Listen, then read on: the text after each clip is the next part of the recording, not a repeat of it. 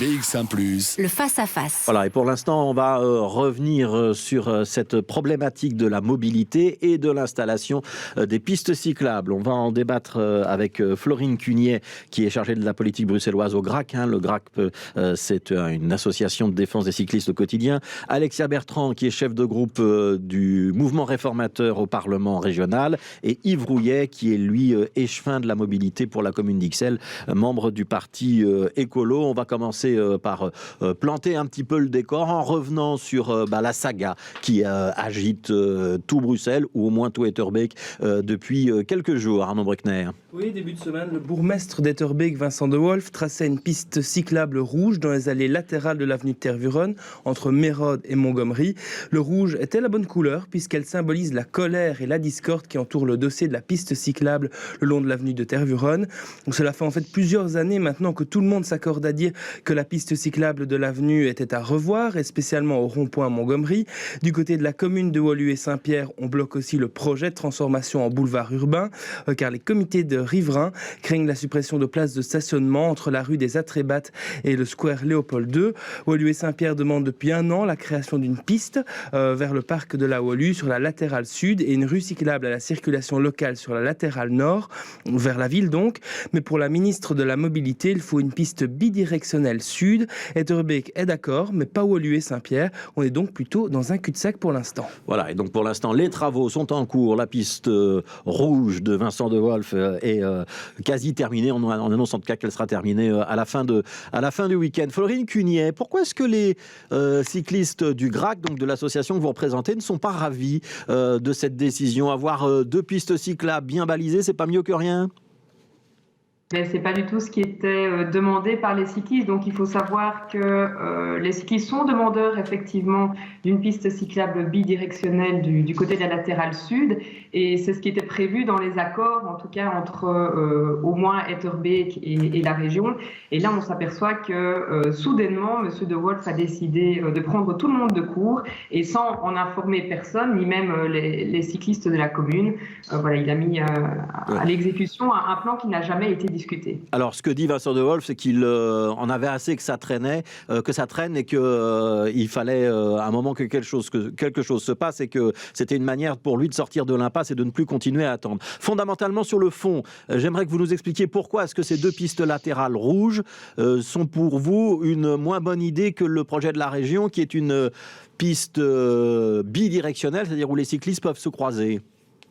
J'aimerais quand même rapidement revenir sur cette question justement d'urgence. En fait, on ne comprend pas où était soudainement l'urgence pour Monsieur De Wolf. Il faut quand même savoir que ça fait bientôt 30 ans que Monsieur De Wolf est bourgmestre de sa commune, et que pendant ces 3 décennies, en fait, il n'a pas jugé bon d'entreprendre quoi que ce soit.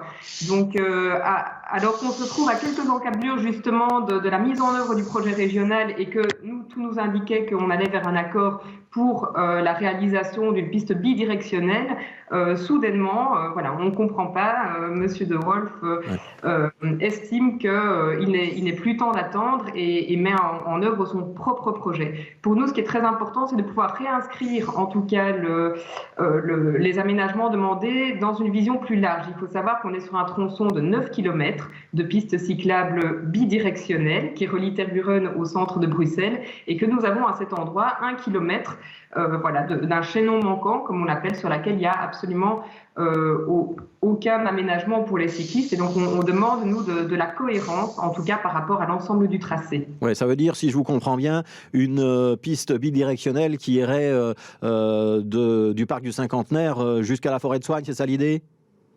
C'est ça l'idée. Alors il faut savoir que c'est une demande qu'on a formulée quand même de longue date, et donc l'idée pour nous n'est pas de nous prononcer en faveur de la région ou contre la commune. C'est une demande qui a été adressée de la même manière au ministre de la Mobilité lors de la législature précédente, déjà, M. Pascal Smet, et qui a été également adressé à l'époque à M. De Wolf, qui était également en charge de la mobilité dans la commune. Et nous n'avons eu absolument aucune réponse à l'époque de M. De Wolf, contrairement à M. Pascal Smet, qui était intéressé par le projet. Et donc, c'est là qu'on a commencé à avancer sur les projets de bidirectionnels. Alors, je vais donner la parole à Alexia Bertrand, chef de groupe MR au Parlement bruxellois, groupe dans lequel siège Vincent De Wolf, puisqu'il est député député et bourgmestre. Alexa Bertrand, est-ce qu'on peut soupçonner Vincent de Wolf de faire un coup politique, de passer en force pour faire un petit peu de promo pro-cycliste et en même temps souligner que la région bruxelloise n'est pas assez active? C'est ça l'idée? Alors non, je pense pas. Je pense qu'il y avait des engagements clairs qui avaient été pris entre Vincent de Wolf et la ministre de la Mobilité, Elke van den Brandt. Ces engagements avaient été pris en juin 2020. Et en fait, contrairement à ce que dit Madame Cunier, en réalité, à terme, l'accord définitif, c'était d'avoir 2 pistes monodirectionnelles. Pourquoi?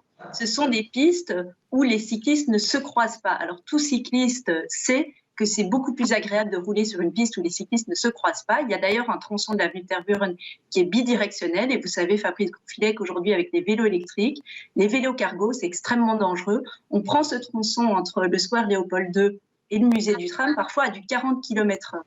Et donc, il y avait eu d'ailleurs une étude d'une société française en 2017 qui avait utilisé le mot criminogène en disant que c'était criminogène en ville, une piste bidirectionnelle.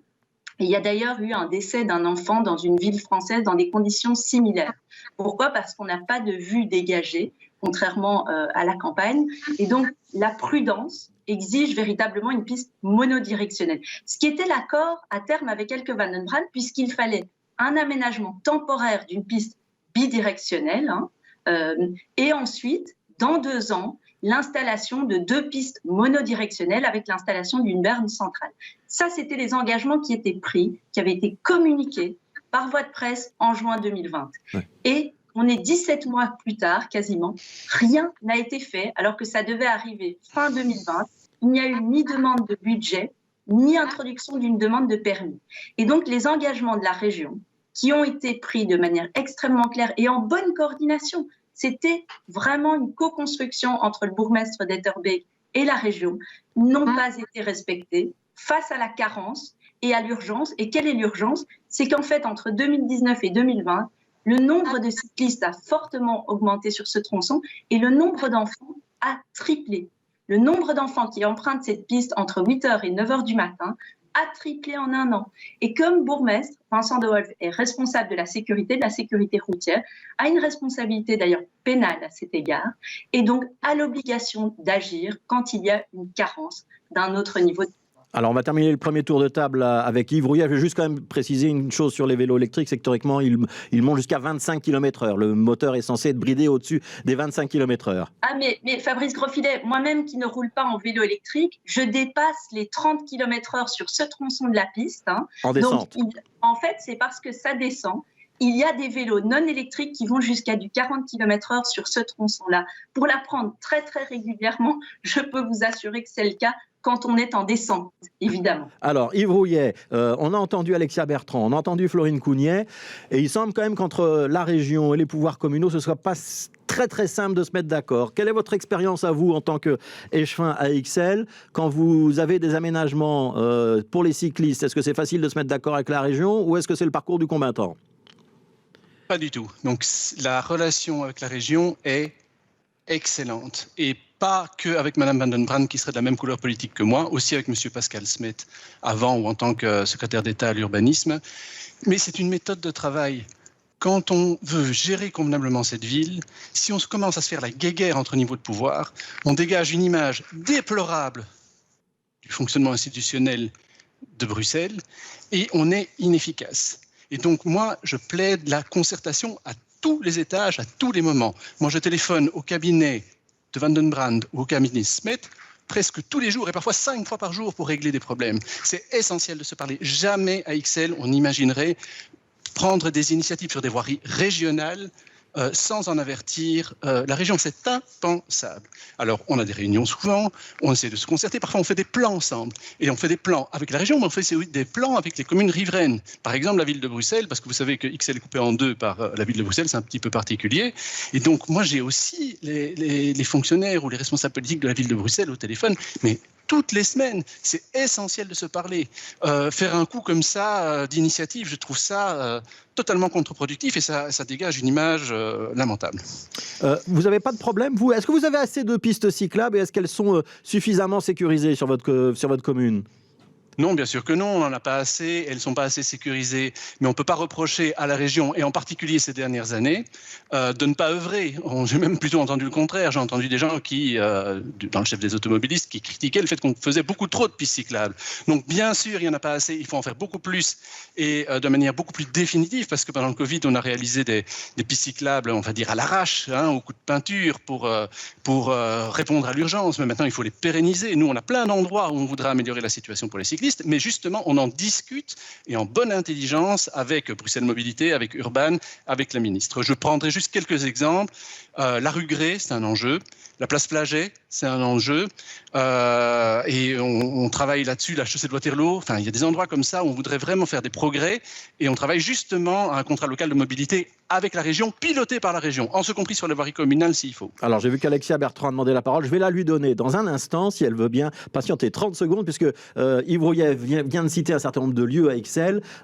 Et nous, Arnaud Bruckner, on a quand même essayé de repérer un petit peu, du point de vue des cyclistes, quelles étaient aujourd'hui les zones les plus accidentogènes dans Bruxelles. Oui, comme pour les voitures, il existe des zones plus accidentogènes que d'autres lorsque vous circulez à vélo. Chaque cycliste a sa bête noire ou son itinéraire de prédilection. Parfois, certains n'hésitent pas à faire quelques centaines de mètres supplémentaires pour disposer d'une piste cyclable séparée du trafic.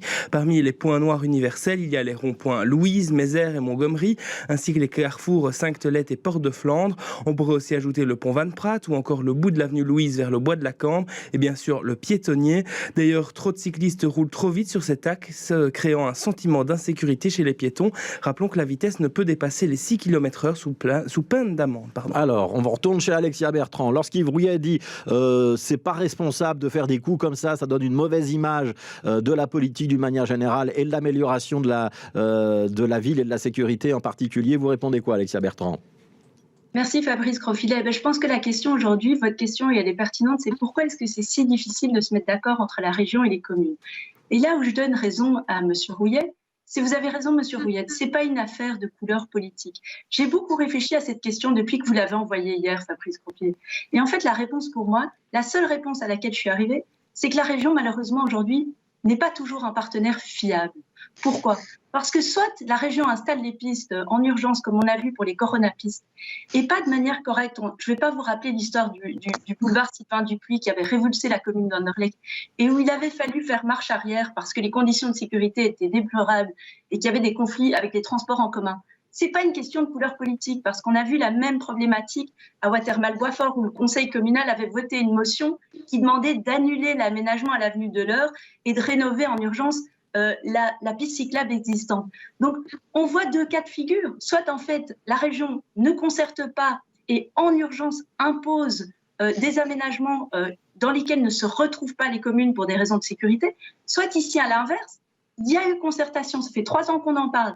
Vincent de Wolf a joué le jeu institutionnel à fond en prenant le risque de fâcher ses riverains, ses comités de quartier. Il a un engagement, c'est communiqué. Et puis la région ne respecte en rien l'engagement. Donc la région bruxelloise n'est pas un partenaire fiable. C'est la réponse à votre question et au débat d'aujourd'hui, malheureusement. Alors je vais vous en poser une autre question, Alexia Bertrand. On sait que vous êtes très intéressée aussi à ce qui se passe à Woluwe-Saint-Pierre. L'avenue de Tervuren, elle part d'Etterbeek et elle continue ensuite vers Woluwe-Saint-Pierre. Est-ce que c'est pas quand même un petit peu ça le problème ? C'est qu'on sait qu'aussi du côté Woluwe-Saint-Pierre, on n'est pas tout à fait pressé de mettre des pistes cyclables sur cette avenue de Tervuren. Écoutez, si la demande pour la piste cyclable, je pense qu'elle est partagée, elle est unanimement partagée. Vous savez, ça fait plus de 35 ans que je suis dans cette commune, que ce tronçon est un tronçon manquant. Il ne faut pas avoir roulé quotidiennement depuis 35 ans sur cette piste pour savoir qu'elle est problématique. Il y a énormément d'endroits problématiques et dangereux. Donc je pense que le constat est partagé. La question, c'est comment est-ce qu'on y arrive ? Et là, effectivement, j'aimerais que le bourgmestre de Woluwe-Saint-Pierre montre un petit peu de détermination pour arriver à une solution qui soit concertée avec les riverains, avec la région et où on peut voir avancer cette piste cyclable aussi du côté de Woluwe-Saint-Pierre parce que ce matin, je l'ai encore prise. Aujourd'hui, à Etterbeek, on voit 2 pistes monodirectionnelles qui terminent pratiquement l'ensemble du tronçon, en tout cas dans la mesure du possible. Et c'est effectivement du côté de Woluwe-Saint-Pierre qui manque encore entre le square Léopold II et le rond-point Montgomery des bouts de pistes. Si vous interrogez les cyclistes, ils vous diront tous qu'ils sont demandeurs pour une piste cyclable là il faut trouver des solutions de parking et il en existe. Et c'est pour ça que la solution à terme, qui est de réaménager l'avenue de Tervuren en boulevard urbain, qui rétrécit les bandes de circulation, peut convenir à l'ensemble des usagers. Et c'est là que je regrette qu'on a tendance à opposer les usagers, parce qu'il y a des solutions qui permettent à la fois de respecter les cyclistes, à la fois de respecter les automobilistes et les riverains en matière de parking. Alors Yves Rouillet, je voudrais avoir votre expertise et votre regard là-dessus, parce que c'est quand même un débat qui est très compliqué dans beaucoup de communes. Comment on fait pour dégager de l'espace pour les cyclistes, donc réduire l'espace pour les automobilistes, et puis parfois devoir réduire les places pour le stationnement, hein. On sait que dans le cas d'Etterbeek, Vincent de Wolf annonce qu'il va supprimer 38 places de parking, si je ne me trompe pas sur le chiffre. Habituellement, ça suscite un tollé, soit des automobilistes, soit des riverains pour les places de parking. Comment on fait pour dépasser ces clivages et ces blocages? J'ai l'impression que les choses évoluent. À Ixelles, 64% des ménages n'ont pas de voiture. Dans certains quartiers comme la Porte de Namur, c'est 75% des ménages, donc des familles, qui n'ont pas de voiture. Donc en fait, la demande, c'est une demande de piétons, d'usagers de transport public et de cyclistes, essentiellement. Alors là, comment est-ce qu'on fonctionne? En fait, les voiries, elles ont une certaine largeur et on se donne des priorités. La priorité numéro 1, ce sont les piétons. Il faut que les piétons aient un trottoir convenable, accessible, et notamment pour les personnes à mobilité réduite. Ensuite, on se pose la question de savoir si par exemple au plan Good Move, qui organise la mobilité à Bruxelles, on est sur un axe privilégié pour les cyclistes, pour les transports en commun, ou parfois même pour les voitures. Et certains axes ont été référencés comme privilégiés pour les voitures. Si on est sur un axe privilégié pour les cyclistes, à ce moment-là, la deuxième priorité, ça va être de réaliser des infrastructures cyclables de grande qualité et sécurisées, avec des débats, est-ce qu'il faut faire des pistes séparées, pas séparées. Par exemple, on a un gros débat sur l'avenue de la Couronne pour l'instant. Si vous suivez les réseaux sociaux, c'est assez agité, c'est très intéressant parce qu'il y a des opinions dans les deux sens. Et puis, il faut faire passer le bus, avenue de la Couronne, par exemple. Et après, on regarde la place qui reste pour les voitures, pour la circulation des voitures et pour le stationnement. Alors, s'il faut à un endroit supprimer du stationnement, on supprimera du stationnement. Après, il faut être malin. Il faut aussi voir quelles sont les opportunités de stationnement en ouvrage.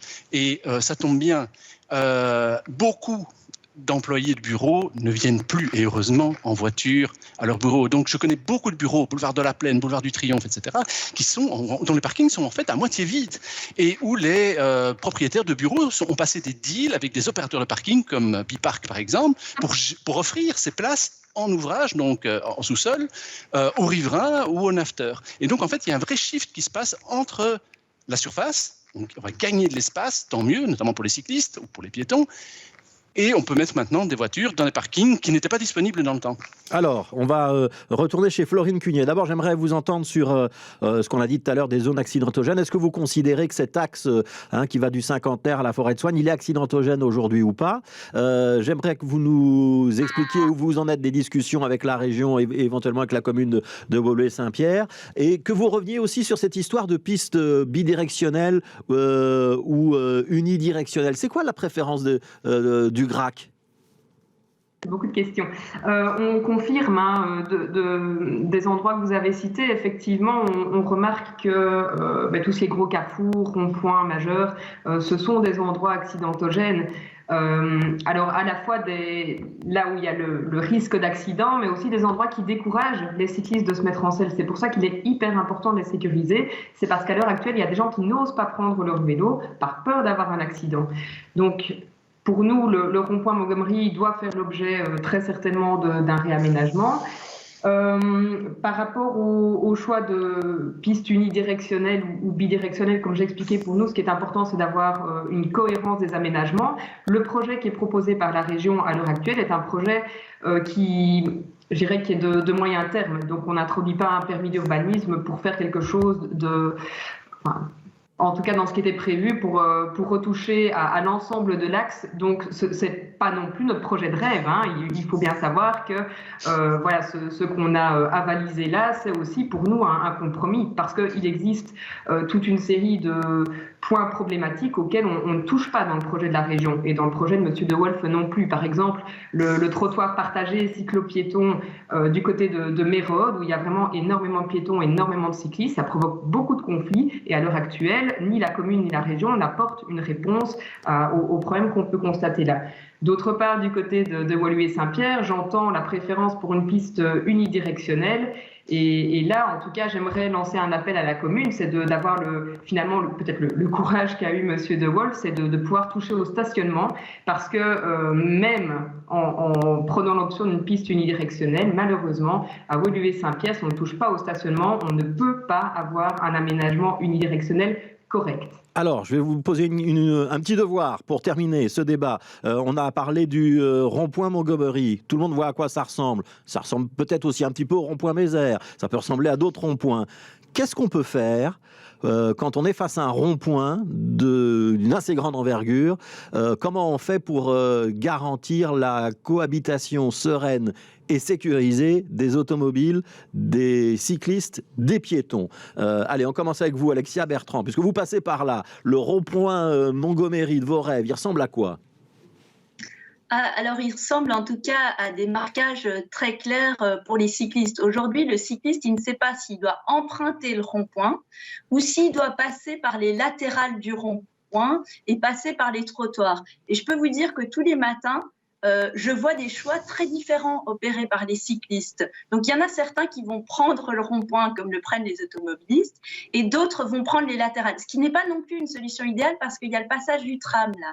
Donc, il y a clairement des conflits et ce qu'il faudrait, c'est en tous les cas un marquage très très clair avec une direction qui doit être suivie par les cyclistes et qui est connue des automobilistes. Aujourd'hui, l'automobiliste ne sait pas par où va s'engager le cycliste et inversement, le cycliste pose des choix différents. Donc je pense qu'il faut le repenser et qu'il doit être sécurisé pour le cycliste. J'aimerais en tout cas des bandes de couleurs très claires qui affichent un trajet sécurisé pour les cyclistes. Voilà, et si je suis Vincent De Wolf, ce sera la couleur rouge, ce qui est peut-être paradoxal. Yves Rouillet. Alors, je ne vais pas me prononcer sur le rond-point Montgomery qui n'est pas sur ma commune, hein, mais la problématique des ronds-points, on la rencontre ailleurs. D'ailleurs, petite parenthèse, Mézère, c'est justement pas un rond-point. C'est un carrefour incompréhensible, mais qui n'est pas un rond-point. Les ronds-points, c'est assez dangereux pour les cyclistes. D'ailleurs, je me souviens que le Premier ministre Verhofstadt s'était fait renverser sur un rond-point jadis, et c'est souvent aux sorties qu'il y a des problèmes. Donc, c'est effectivement un gros enjeu. Sur Montgomery, je pense qu'il y a quand même des bandes en trop. La capacité de Montgomery est trop grande. Et moi, j'ai un rêve, c'est qu'un jour, pouvoir visiter ce qui se passe sur le rond-point Montgomery, qui a l'air d'être un espace vert vraiment très sympathique, avec des fontaines et tout ça, mais c'est un espace qui est totalement inaccessible, à moins qu'il y ait un passage secret quelque part que j'ignore, mais ce serait quand même super d'un jour rendre ce rond-point un peu moins autoroutier, quoi. Et donc on l'élargit, le centre du rond-point, c'est ça votre idée, Yves Rouillet ? Ça pourrait être une piste, oui. Et en tout cas, qu'on le rende accessible d'une manière ou d'une autre. Ouais. On termine avec vous, Florine Cugnet, pour le GRAC. Ce serait quoi le bon plan pour Montgomery ? Des ronds-points d'une telle capacité, on n'en fait plus. Hein. C'est vraiment, ça date d'une époque révolue. Donc, il faut clairement compacter ce rond-point et idéalement faire passer les cyclistes à l'extérieur. Là où je rejoins Madame Bertrand, c'est qu'à l'heure actuelle, il n'y a pas de tracé clair et donc chacun tire un peu son plan. Et donc, c'est pour ça qu'on demande très clairement l'aménagement bidirectionnel clair, sécurisé, qui puisse canaliser les cyclistes et qui permettrait de clarifier la situation non seulement pour les cyclistes mais également pour les automobilistes, ça c'est sûr et certain. Voilà, il y a au moins des points de convergence, on les aura notés. Merci beaucoup Florine Cugnet pour le GRAC, Alexia Bertrand pour le mouvement réformateur et Yves Rouillet pour la commune d'Ixelles. Merci à tous les trois pour ce débat où on a échangé des arguments et où on a peut-être un petit peu progressé sur ce dossier et où on a dépassé les passions des derniers jours. Merci à tous les trois.